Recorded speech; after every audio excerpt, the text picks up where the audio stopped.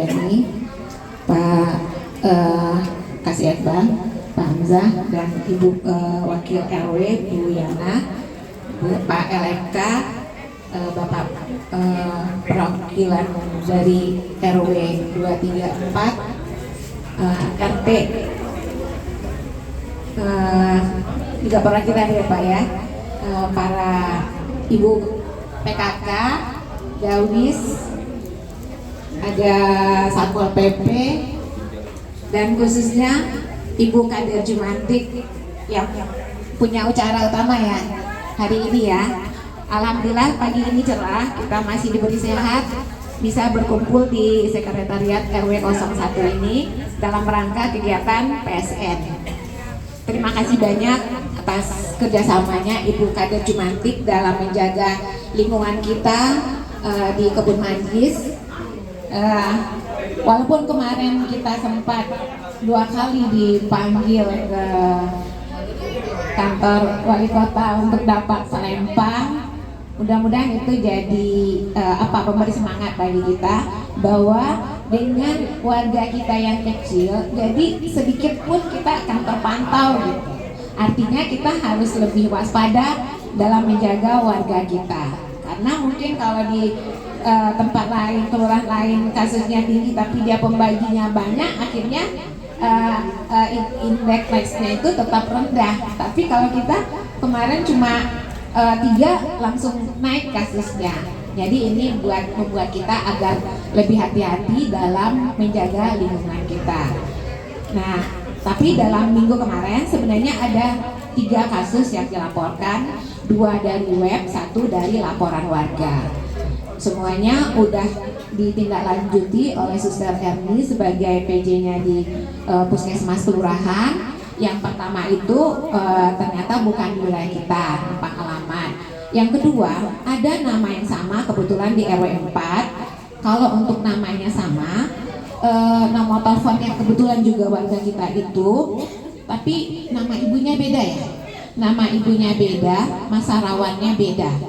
Kita udah klarifikasi ke nomor yang diberikan oleh web, ternyata itu adalah kader dawis kita di RW 4, dan si Ibu Kader juga udah klarifikasi ke kita yang dirawat itu benar anaknya, tapi bukan dengan DBD. Kita nggak tahu nih apa salah input di sana atau gimana. Yang jelas ternyata bukan DBD di RW 4. Alhamdulillah. Kebetulan itu dia sakitnya dirawatnya dengan bronkopneumonia Bu, dan saya lihat juga trombositnya sangat bagus, jadi pasti bukan DBD. Nah, ada 1 kasus lagi dari masih menunggu data ya, udah di PE juga tapi PE-nya negatif, baru laporan dia dirawat tapi belum ada diagnosanya dari rumah sakit, kalau dan belum ada di web. Biasanya gini, kalau kita dirawat atau keluarga kita dirawat dengan demam dan setelah diperiksa ternyata itu DBD, maka ketika pulang rumah sakit akan menjelaskan bahwa pasien ini adalah pasien DBD, dan pasien untuk tindak lanjutnya biasanya pasien akan diberi keterangan dengan diagnosa DBD untuk dia lapor ke puskesmas untuk ditindaklanjuti. Nah, jadi tidak semua pasien yang demam itu pasti DBD. Ya, yang akan kita lanjuti adalah kalau memang dia bawa keterangan dari rumah sakit, memang dia dirawat dengan DBD. Tapi kalau demam biasa kayak kasus di RW 4 ternyata demamnya bukan demam DBD, ya kita tidak perlu tindak lanjuti sebagai DBD. Ya, jadi kita tetap harus mengikuti alur yang ditetapkan, bahwa ketika ada laporan DBD, kita pastikan dulu itu benar DBD apa enggak. Nah, kalau dan rumah sakit biasanya setelah memberitahu ke pasien dan minta pasiennya lapor ke puskesmas dengan datanya, mereka juga akan input di sistem ada merawat pasien DBD. Kejadian yang kemarin di RW 4 itu diinput oleh rumah sakit Hermina, dan warga kita itu memang dirawat di Hermina tapi bukan dengan DBD, dan dokter juga menjelaskan ke ibunya bahwa anaknya bukan DBD. Ya, jadi mungkin kita sebagai terutama mungkin kader Jumantik harus paham tentang masalah itu ketika mungkin ada laporan dari warga. Jadi kita klarifikasi lagi benar DBD atau bukan. Kalau memang DBD, kita pastiin lagi PE-nya memang ada jentik apa enggak. Kalau di samping itu kita harus pastiin misalnya itu anak usia sekolah, kita pastiin lagi dia sekolahnya di mana. Bisa jadi dia tertular bukan di wilayah kita, tapi di sekolahnya. Atau kalau dia bekerjanya bukan di wilayah kita, pastiin juga bisa jadi dia tertular di tempat dia bekerja. Kayak tadi ada pasien warga Palmeriam, dilaporkan pasien Palmeriam udah ditindaklanjuti sama Palmeriam, P-nya negatif ya, tapi karena dia bersekolah di SD 01 dilaporkan lagi ke Suster Erni, dia tadi TL lagi untuk memastikan ada nggak jentik di sekolah. Jadi memang kita perlu kerjasama dan juga koordinasi dengan pihak-pihak lainnya. Jadi nggak bisa cepat-cepat itu diputuskan untuk DBD apa bukannya. Apalagi untuk fogging ada step-step yang harus kita ikuti alurnya. Ya, mudah-mudahan itu jadi perhatian kita bersama, terutama nanti para ibu kader Jumantik. Nah, untuk kader Jumantik juga bukan ibu kader yang melakukan pemeriksaan, sebenarnya bukan memeriksa satu-satu itu sebenarnya juga enggak ya, tapi ibu kader mengedukasi warga kita, pentingnya kita atau masing-masing warga itu melakukan self Jumantik di rumahnya masing-masing. Kalau perlu mungkin ibu-ibu kader Jumantik masing-masing rumah itu ada orang yang ibu pegang satu yang diminta dia yang memastikan rumahnya atau lingkungannya dia bersihkan dari jentik. Jadi lebih banyak mengedukasi. Ya mungkin ada satu dua yang agak bandel mungkin akan menjadi PR bagi ibu-ibu dan tentu juga akan menjadi PR bagi kita semua. Ya, mudah-mudahan itu jadi perhatian kita semua. Mudah-mudahan kasus yang 3 ini bukan terbukti DBD ya. Yang satu masih kita tunggu, yang 2 udah clear bukan DBD di kita. Yang satu kita masih nunggu jawaban dari rumah sakit. Ya, mudah-mudahan bukan DBD.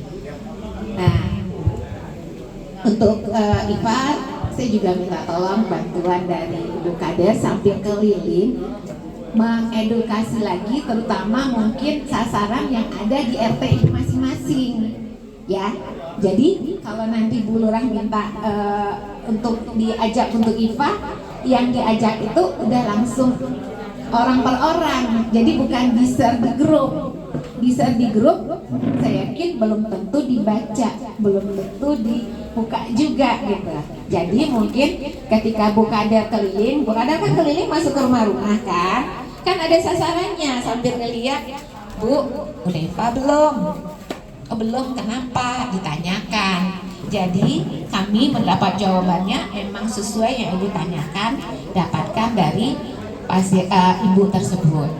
Karena kemarin nih saya ada pasien berobat RW kalau nggak salah RW 3. Ibu udah IFA belum? Belum. Pernah dengar tentang IFA nggak? Pernah.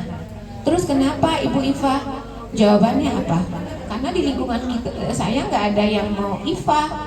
Nah, terus Ibu, saya juga takut karena nggak ada yang IFA. Terus saya jelaskan, Ibu tahu nggak tujuan IFA? Enggak. Berarti kan nggak ngerti ya. Terus saya jelaskan tentang tujuan IFA, kenapa mesti di IFA.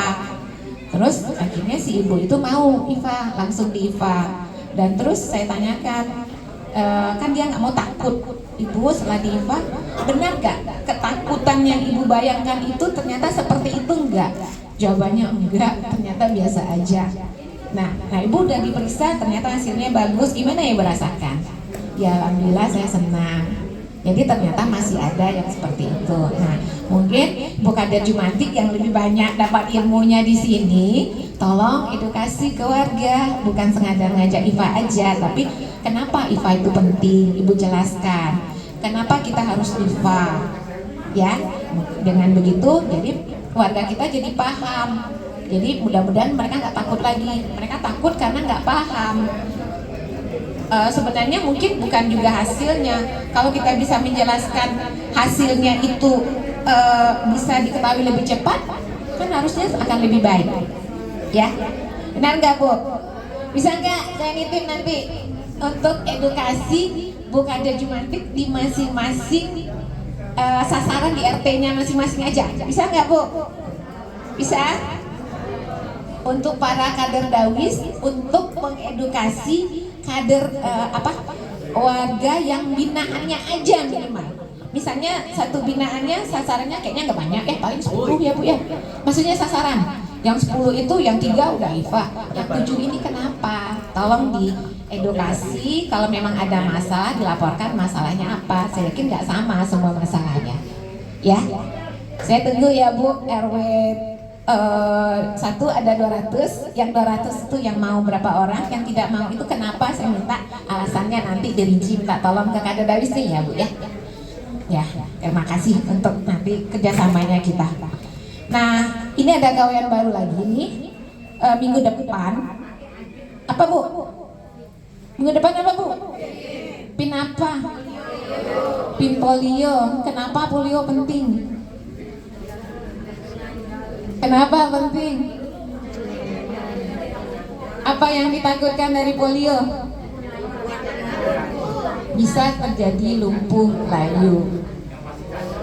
Ya, kalau udah lumpuh, udah layu itu permanen, artinya seumur hidup. Anak kita masih kecil ternyata lumpuh dan itu akan dibawanya sampai dewasanya. Gimana kalau itu anak kita misalnya?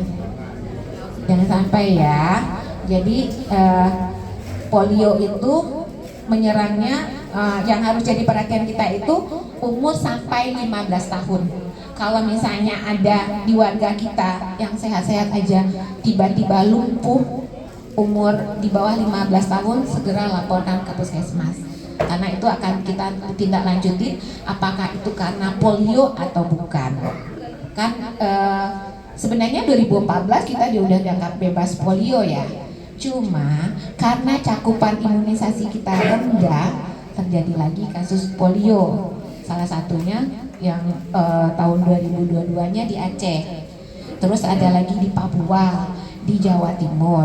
Makanya kita melakukan lagi pin polio. Kita nanti gebiarnya di tanggal 23 ya, Bu Lurah ya. Rencananya kita untuk tingkat kelurahan di RW 3 pos 4 ya Bu. Pos 4 ya Bu, di pos 4 nantinya. Ya. Jadwalnya udah di pos, enggak, maksudnya kan ada 2 pos, tapi yang kita untuk kegiatan gebiar di pos 2 ya Bu. Ya, maksudnya kan maksudnya mungkin untuk kegiatan gebiar utamanya di pos 2 ya. Nanti yang gebiar utamanya nanti di pos 2, karena ada 2 pos kan. Ya, tadi saya dapat info di gebiarnya di pos 2-nya. Dia memang ada 2 pos. Ya. Kita harapkan lagi nih bantuan ibu-ibu nih. Bu Kader Jumatik masih masuk gak sampai tanggal 2 ke warga? Masih ada kegiatan ke warga gak itu? Masih kan ya? Ya, sambil dipastiin atau diingatkan kepada semua warga yang mempunyai anak umur berapa? 0 sampai 7 tahun, atau semua anak yang berumur kurang dari 8 tahun. Ya, tolong diingatkan sambil keliling, diingatkan ke ibunya untuk membawa untuk anaknya pin polio. Bisa di posyandu, ada yang di PAUD, kalau mungkin yang SD bisa di SD, karena semuanya kita lakukan polionya. Ya, minta tolong nanti Ibu Kader Jubantik, Ibu Kader Dawis untuk menggerakkan warganya untuk melakukan pin polio. Harapannya kita tentu semua anak balita kita yang berumur 0 sampai 8 tahun kurang sehari mengikuti kegiatan pin polio besoknya. Bisa ya Bu? Ya, mudah-mudahan semua anak-anak kita, warga kita sehat semua, ibu bapak sehat semua, kita semua sehat, kebun manggis semua. Terima kasih. Assalamualaikum warahmatullahi wabarakatuh.